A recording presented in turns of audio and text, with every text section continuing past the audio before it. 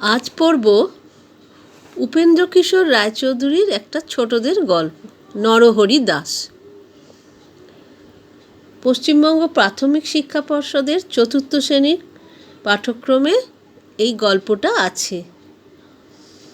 পাতাবাহার, বাংলা পাতাবাহার বইয়ে এই গল্পটা পাবে, নরহরি দাস। আজকে সেটা পড়ছি। খুব মজার গল্প। যেখানে মাঠের পাশে বন আছে আর বনের ধারে মস্ত পাহাড় আছে, সেইখানে একটা গর্তের ভিতরে একটা ছাগলছানা থাকতো। সে তখনও বড় হয়নি, তাই গর্তের বাইরে যেতে পেত না। বাইরে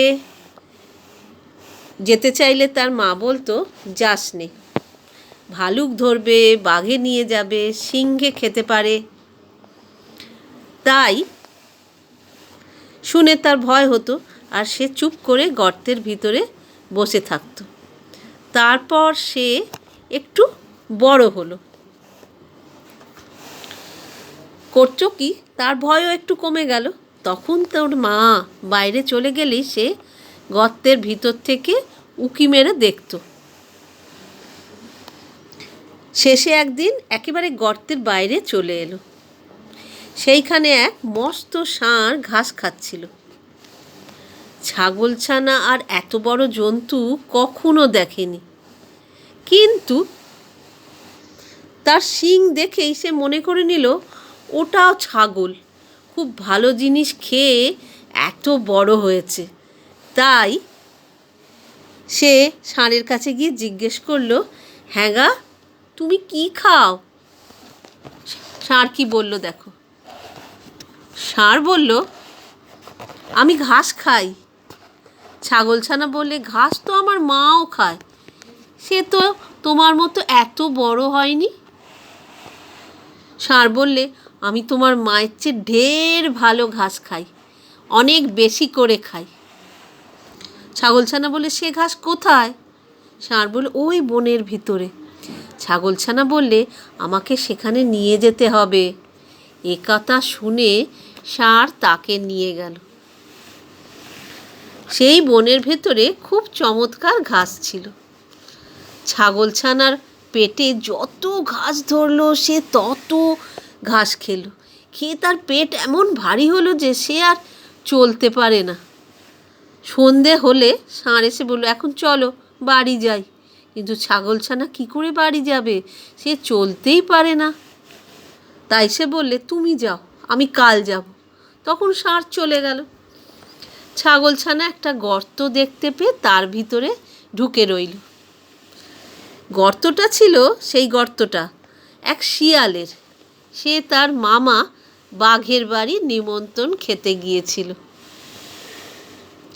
অনেক রাত্রে ফিরে এসে দেখে তার গর্তের ভিতর কীরকম একটা জন্তু ঢুকে রয়েছে। ছাগলছানাটা কালো ছিল, তাই শিয়াল অন্ধকারের ভিতর ভালো করে দেখতে পাচ্ছে না। সে ভাবলো বুঝি রাক্ষস টাক্ষস হবে। এটা মনে করে সে ভয় ভয়ে জিজ্ঞেস করলো, গর্তের ভিতর কে ও? ছাগলছানাটা ভারী বুদ্ধিমান ছিল। সে বললে, লম্বা লম্বা দাড়ি, ঘন ঘন নাড়ি, সিংহের মামা আমি নরহরি দাস, 50 বাঘে মোর এক এক গ্রাস। শিয়াল বলল, শুনেই বাবা গো, বলে সেখান থেকে দে ছুট। এমন ছুট দিল যে একেবারে বাঘের ওখানে গিয়ে তবে সে নিঃশ্বাস ফেললে। বাঘ তাকে দেখে আশ্চর্য হয়ে জিজ্ঞেস করলে, কি ভাগ্নে, এই গেলে আর এত ব্যস্ত হয়ে ফিরে এলে যে? শিয়াল হাঁপাতে হাঁপাতে বললে, মামা, সর্বনাশ তো হয়েছে। আমার গর্তে এক নরহরি দাস এসেছে। সে বলে কি না যে 50 বাঘে তার এক গ্রাস। শুনে বাঘ ভয়ানক রেগে বলে, বটে, তার এত বড় আস্পর্ধা, চলো তো ভাগ্নে, তবে তাকে একবার দেখি কেমন 50 বাঘ তার এক গ্রাস। শিয়াল বললে, আমি আর সেখানে যেতে পারবো না। আমি সেখানে গেলে যদি সেটা হাঁ করে আমাদের খেতে আসে, তাহলে তুমি তো 2 লাফেই পালাবে, আমি তো তেমন ছুটতে পারবো না, আর সে বেটা আমাকেই ধরে খাবে। বাঘ বললে, তাও কি হয়, আমি কখনো তোমাকে ফেলে পালাবো না। তখন কি হলো, শিয়াল বললে, তবে আমাকে তোমার লেজে সঙ্গে বেঁধে নিয়ে চলো। তখন বাঘ তো শিয়ালকে বেশ করে লেজের সঙ্গে বেঁধে নিয়েছে, আর শিয়াল ভাবছে এবারে আর বাঘ মামা আমাকে ফেলে পালাতে পারবে না। তারা কি করলো, এমনি করে তারা দুজনে শিয়ালের গর্তে কাছে এলো। ছাগলছানা দূর থেকেই তাদের দেখতে পেয়েছে। শিয়ালকে বললে, কি বললো দেখো এইবার, দূর হতভাগা, তোকে দিলাম 10 ভাগের কড়ি, 1 ভাগ নিয়ে এলি লেজে দিয়ে দড়ি। শুনে তো ভয়ে বাঘের প্রাণ উড়ে গিয়েছে। সে ভাবলে যে নিশ্চয়ই শিয়াল তাকে ফাঁকি দিয়ে নরহরি দাসকে খেতে দেওয়ার জন্য এনেছে। তারপর সে কি আর সেখানে দাঁড়ায়, সে 25 হাত লম্বা এক লাফ দিয়ে শিয়ালকে শুদ্ধ নিয়ে পালালো। শিয়াল বেচারা মাটিতে আছাড় খেয়ে, কাঁটার ঘায়ে আঁচড় খেয়ে, ক্ষেতের আলে ঠক্কর খেয়ে একবারে যায় আর কি। শিয়াল চেঁচিয়ে বললে, মামা আল, মামা আল। তা শুনতেই পাচ্ছে না বাঘ। তা শুনে বাঘ ভাবে বুঝি সেই নরহরি দাস এলো, তাই সে আরও বেশি করে ছোটে। তারপর এমনি করে সারা রাত ছুটোছুটি করে সারা হলো বাঘটা আর শিয়ালটা। তারপর সকালে ছাগলছানা বাড়ি ফিরে এলো। শিয়ালের কিন্তু সেদিন ভারী সাজা হয়েছিল। সেই থেকে বাঘের উপর তার এমনি রাগ হলো যে সে রাগ আর কিছুতেই গেল না। এই গল্পটা লিখেছেন উপেন্দ্রকিশোর রায়চৌধুরী। উপেন্দ্রকিশোর রায়চৌধুরী সুকুমার রায়ের বাবা, আর যে সিনেমা তৈরি করে ফেলুদার, তারপর শঙ্কুর, সেই সত্যজিৎ রায়ের ঠাকুরদা। সেই উপেন্দ্রকিশোর রায়চৌধুরীর সম্বন্ধে আমরা সামান্য একটু কিছু জানব। তিনি 1863 সালে জন্মগ্রহণ করেছিলেন, আর 1915 সালে তার মৃত্যু হয়েছিল। বাংলা সাহিত্যে তিনি একজন খ্যাতনামা লেখক। তার অনেক সব মজার ছোটদের বই আছে। তিনি শিশু সাহিত্যিক একজন, বিশেষ করে টুনটুনির বই, গুপি গাইন বাঘাবাইন যে সিনেমা হয়েছে, তিনি সেটা উপেন্দ্রকিশোর রায়চৌধুরী লিখেছিলেন। ছেলেদের রামায়ণ, মহাভারত তার লেখা জনপ্রিয় কয়েকটি বই। 1913 সালে ছোটদের জন্য তিনি সন্দেশ পত্রিকা প্রকাশ করেন। এখনও বেরোয় সন্দেশ পত্রিকা, খুব ভালো বই, পেলে তোমরা পড়বে। এই পত্রিকার প্রচ্ছদ এবং অন্যান্য ছবি নিজে উপেন্দ্রকিশোর রায়চৌধুরী আঁকতেন। মুদ্রণ শিল্পে, মানে এই যে ছাপানোর যে শিল্পটা, যে এই যে বই টই ছাপানো হচ্ছে, এই বাংলা মুদ্রণ শিল্পে তিনি একজন আধুনিক মুদ্রণ শিল্পে তিনি অন্যতম পথিকৃৎ বলা যায়। পথিকৃৎ মানে হলো তিনি সবচেয়ে আগে এই বিষয়টা তিনি শুরু করেছিলেন। প্রখ্যাত শিশু সাহিত্যিক সুকুমার রায়, এই দেখো তার সুযোগ্য পুত্র। এই যে এখানে দুটো প্রশ্নও দিয়েছে হাতে কলমেতে। উপেন্দ্রকিশোর রায়চৌধুরীর লেখা তোমার প্রিয় একটি বইয়ের নাম লেখো। তুমি টুনটুনির বই বলতে পারো, গুপি গাইন বাঘাবাইন বলতে পারো। আর 2 নম্বরে তার লেখা গল্প অবলম্বনে তৈরি কোন সিনেমা তুমি দেখেছো। সে তো আমরা সকলেই দেখেছি, গুপি গাইন বাঘাবাইন, সেটাই বলে দেবে। একটি বাক্যে উত্তর দাও। 3 নম্বরের প্রশ্ন। 3-এর 1-এ যেমন বলছে, কি বলছে, হ্যাগা তুমি কি খাও। ছাগলছানা ষাঁড়কে কি ভেবে এমন প্রশ্ন করেছিল। এই প্রশ্নের উত্তর হবে, ষাঁড়ের বিরাট চেহারা দেখে ছাগলছানা এমন প্রশ্ন করেছিল। 2, গল্পে বাঘ হলো শিয়ালের মামা, আর নরহরি দাস নিজেকে কার মামা দাবি করল। নরহরি দাস নিজেকে সিংহের মামা বলে দাবি করল। ছাগলছানা ষাঁড়ের সঙ্গে কেন বনে গিয়েছিল। ছাগলছানা ষাঁড়ের সঙ্গে বনে গিয়েছিল খুব ভালো ঘাস খাওয়ার জন্যে, যা খেয়ে তার ষাঁড়ের মতো বড় চেহারা হবে, এই আশা নিয়ে। তারপর দেখো 4 নম্বর, ছাগলছানা সেদিন রাতে কেন বাড়ি ফিরতে পারেনি? ছাগলছানা সেদিন বনের ঘাস খেয়ে কী হয়েছিল? বনের ঘাস খেয়ে ছাগলছানার পেট এত ভারী হয়েছিল যে সে আর চলতেই পারছিল না, তাই সে আর রাতে বাড়ি ফিরতে পারেনি। 5 নম্বর, অন্ধকারে শিয়াল ছাগলছানাকে কি মনে করেছিল? অন্ধকারে শিয়াল ছাগলছানাকে রাক্ষস বলে মনে করেছিল। 6 নম্বর, বাঘ শিয়ালকে ফিরতে দেখে আশ্চর্য হয়ে গিয়েছিল কেন? এটা বাঘ শিয়ালকে এত তাড়াতাড়ি ব্যস্ত হয়ে ফিরে আসতে দেখে আশ্চর্য হয়ে গিয়েছিল। 7 নম্বর, শিয়াল কোন শর্তে বাঘের সঙ্গে ফিরতে চেয়েছিল? 7 নম্বর প্রশ্নের উত্তর, শিয়ালকে বাঘ লেজের সঙ্গে বেঁধে নিয়ে যাবে, নরহরি দাসকে দেখে তাকে ফেলে পালাবে না, এই শর্তে বাঘের সঙ্গে ফিরতে চেয়েছিল। ছাগলের বুদ্ধির কাছে বাঘ কিভাবে হার মানল? 8 নম্বর শেষ প্রশ্নটা, শিয়ালকে লেজে বেঁধে বাঘকে আসতে দেখে ছাগলছানা দূর থেকেই ছড়া কেটেছিল। মজাদার কিন্তু দেখো, হ্যাঁ, খুব বুদ্ধিও আছে ছাগলছানাটা, ওইটুকুন ছাগলছানা।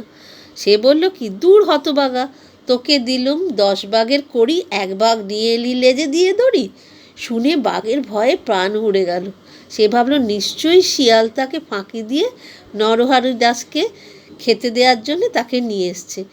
বাঘ 25 হাত লম্বা লম্বা লাফ দিয়ে শিয়ালকে নিয়ে এক দৌড়ে ছুটে পালালো। তাহলে এই উত্তরটাই লিখতে হবে। এটা এক কথায় লিখবে যে সে দূর থেকে বাঘকে দেখে আর শিয়ালকে দেখে ছড়া কেটেছিল, দূর হতভাগা, তোকে দিলুম 10 বাঘের কড়ি, 1 বাঘ নিয়ে এলি লেজে দিয়ে দড়ি। শুনে বাঘের ভয়ে প্রাণ উড়ে গেল। সেই শুনে সে লম্বা লম্বা লাফ দিয়ে শিয়ালকে নিয়ে ছুটে পালালো। এরপর 4 নম্বরে নিচের এলোমেলো বর্ণগুলি সাজিয়ে শব্দ তৈরি করো। কি রয়েছে? প্রথমটা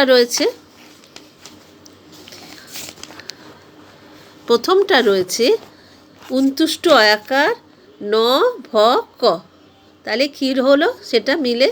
সেটা হবে ভয়ানক। এই যে এইটা হবে ভয়ানক।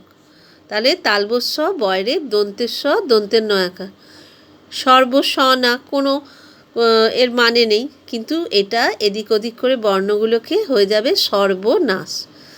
তরা রাসা পরেরটা, এটা হবে সারা রাত। রন্ধ অকা, কোনো মানে হয় না, এটা হবে একটু বর্ণগুলোকে এদিক ওদিক করে অন্ধকার, অন্ধকার। মধ্যাহ্ন দন্তের 9 হস্য দন্তের 9 তয় রফলা, এটা হবে নিমন্ত্রণ। আর তারপরেরটা তো খুবই সোজা, ছাগল ছানা। নিজের ভাষায় বাক্য সম্পূর্ণ করো। যেখানে মাঠের পাশে বন আছে, একটা পরে ড্যাশ দিয়েছে, এটা নিজের ভাষায় কি লিখবে? যেখানে মাঠের পাশে বন আছে সেখানে, তাহলে যেখানে মাঠের পাশে বন আছে সেখানে দিয়ে আমরা দাঁড়িয়ে দিয়ে দিতে পারি। সেই বনের ভিতরে বাঘ ছিল, এই করলে বাক্যটা সম্পূর্ণ হলো। ছাগল ছানাটা ছোট ছিল। বাঘ শিয়ালকে দেখে অবাক হয়েছিল। বাঘ ভাবে শিয়াল তাকে ফাঁকি দিয়ে নিয়ে এসেছে। তাহলে এইভাবে নিজের ভাষায়, এই যে নিজের ভাষায় বাক্যটা আমরা সম্পূর্ণ করলাম। এরপর চলে যাও পরের প্রশ্ন, 6 নম্বর প্রশ্ন। একই অর্থের শব্দ পাশের শব্দঝুড়ি থেকে খুঁজে নিয়ে পাশাপাশি লেখো। শব্দঝুড়িতে রয়েছে অবাক, ঘাস, অজ আর শাস্তি আর জঙ্গল, এই কটা রয়েছে। তাহলে এখানে প্রশ্ন দিয়েছে বন, তাহলে বনের আরেকটি সমার্থক শব্দ হলো কি? এর মধ্যে রয়েছে কোনটি হবে না? জঙ্গল। তারপরেরটা ছাগল, ছাগলের সমার্থক শব্দ হচ্ছে এখানে অজ বলে, ছাগলকে অজ বলে। আশ্চর্য, আশ্চর্য হলো এখানে কোনটি হবে? অবাক, ঘাস, অজ, শাস্তি, জঙ্গল, মধ্যে অবাক হবে। সাজা, সাজা শাস্তি, এটা তো সোজাই। আর তৃণ মানে হলো ঘাস। এইভাবে সমার্থক শব্দগুলো তোমরা পেয়ে গেলে। 8 নম্বর প্রশ্নে হলো নিচের কথাগুলির মধ্যে কোনটি বাক্য আর কোনটি বাক্য নয় চিহ্নিত করো। বাক্য হলে টিক চিহ্ন দাও, রাইট চিহ্ন দাও। বাক্য না হলে কাটা চিহ্ন দিয়ে শুদ্ধ করে লেখো, পাশে লেখার জায়গা রয়েছে। মাঠের পাশেই বন, কথাটা কি কোনো বাক্য হলো? এটা একটা খাপ ছাড়া কথা, কতগুলো শুধু শব্দ পাশাপাশি বসে রয়েছে, পুরো একটা বাক্য হয়নি। মাঠের পাশেই বন, এটা হলে এখানে পড়বে তাহলে কাটা চিহ্ন, এটা তো হয়নি, বাক্য হয়নি। আমাদের বাক্য করার জন্য লিখতে হবে, পাশে লিখব মাঠের পাশেই বন ছিল। তাও কি হয়? তাও কি হয়? এটা হয় খানিকটা এরকম বিস্ময়বোধক চিহ্ন দিয়ে তাও কি হয় কথাটা হয়, আবার পুরোটা যেন হলো না। সেক্ষেত্রে এটা রাইট চিহ্ন দেওয়া যায়। আর যদি ঠিক করে মনে হয় যে এটা ঠিক মতো হলো না, তখন আমরা লিখতে পারি তাও কি হয় নাকি, এটাও হয়। তাও কি হয় হয়, আর তাও কি হয় নাকি, এটাও হয়। এটা জিজ্ঞাসা চিহ্ন দিয়ে তাও কি হয় নাকি। আবার তাও কি হয় হলে বিস্ময়সূচক চিহ্ন দিতে হবে। এটা খানিকটা বাক্য হয়েছে। নরহরি দাস এসে, এসে কি কিছু তো একটা বলতে হবে। নরহরি দাস এসে কি হলো, এটাও কাটা চিহ্ন। নরহরি দাস এসে বাক্যে খেয়ে ফেললো, এরমটা লিখলে বাক্যটা সম্পূর্ণ হলো। আমি সেখানে গেলে, এটাও পুরো হয়নি, এটাও লিখতে হবে। আমি সেখানে গেলে সে আমাকে খেতে আসবে, এরম দিলে বাক্যটা সম্পূর্ণ হলো। ছাগল ছানা বাড়ি ফিরে এলো, এটা রাইট চিহ্ন পড়বে, কারণ এটা বাক্যটা শেষ হয়েছে। ছাগল ছানা বাড়ি ফিরে এলো, এটা আর কিছু লিখতে হবে না, ওই কথাটাই লিখে দিতে হবে। এলোমেলো শব্দগুলিকে সাজিয়ে বাক্য তৈরি করো। গর্তের থাকতো একটা ভিতরে ছাগলছানা, পুরো কথাটা শব্দটা এই বাক্যটা আছে, কিন্তু শব্দগুলো এলোমেলো হওয়ার জন্যে আমরা ঠিক মতো বুঝতে পারছি না যেটা কি বলতে চাইছে। এটাকে আমাদের ঠিক করে নিতে হবে। বলতে হবে এটা হবে গর্তেরটা প্রথমে, গর্তের ভিতরে একটা ছাগলছানা থাকতো, তবে বাক্যটা ঠিকঠাক হলো। 2 কড়ি বাগের 10 দিলুম তোকে, এটা সেই যে ছড়াটা রয়েছে সেই ছড়াটার মধ্যে এই কথাটা রয়েছে। তোকে দিলুম 10 বাগের কড়ি, তাহলে এখানে ওই ছড়ার থেকেই ওটা লিখতে হবে। তোকে দিলুম 10 বাগের কড়ি, এটা ওই ছড়াটার মধ্যে রয়েছে। কিছুতেই আর গেল রাগ সে না, এটা হবে কিছুতেই আর রাগ সে, এটা হবে সে আর কিছুতেই তার রাগ গেল না, এটাই তো হবে। এটার মধ্যে এইটাতে একটা বাক্য রয়েছে না, এটার সেইটা থেকে দিয়েছে।